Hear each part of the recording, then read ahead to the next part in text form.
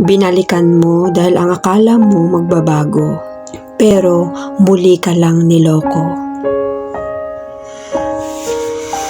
Pagdating sa pagmamahal, lahat kaya nating gawin para sa taong mahal natin. Pati yung pagbibigay ng pangalawang tsansa ay ginagawa natin dahil nga mahal na mahal natin. Pero magpapaloko ka pa ba kung nung una pa lang alam mong niloko ka na? Nung mga panahong iniwan ka niya, sobrang down mo. Dahil hindi mo na in-expect na mangyayari yun at nangako pa siya na hindi ka na niya iiwan, pero umalis lang siya nang walang paalam.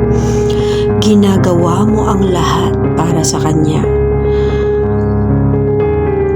Pero yung mga panahong hanggang sa nalaman mo nang meron na siya palang bago. Nasaktan ka dahil mahal mo pa siya. Pinilit mong tanggapin kahit sobrang sakit na sa damdamin. Hanggang sa unti-unti ka na rin nakamove on. Pero yun naman yung panahong bumalik siya sa'yo. Hanggang sa nararamdaman mo na mahal mo pa pala siya. Naka-experience na ba kayo yung ganitong sitwasyon?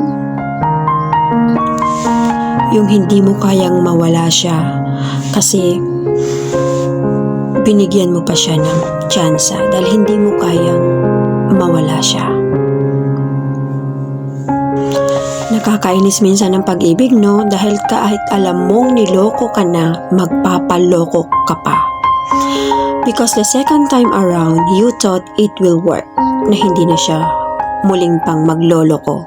That's why, binigyan mo siya ng second chance, pero nahuli mo na naman. Kaya sa pagmamahal, importante talagang hindi tayo nagpapakatanga.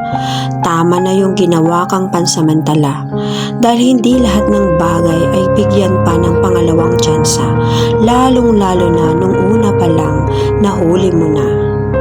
Ilang beses ka na rin niyang ginawang tanga, ilang beses ka nang pinaasa at sasabihin mo lang sa sarili mo na tama na. Pinipili mong ipikit ang inyong mata na magbabaka sakaling bukas ay tapos na. Nagbabaka sakaling bukas tapos na yung pagiging tanga mo. Kaya nga nakakainis yung salitang pinakilig ka lang pero hindi ka sineryoso.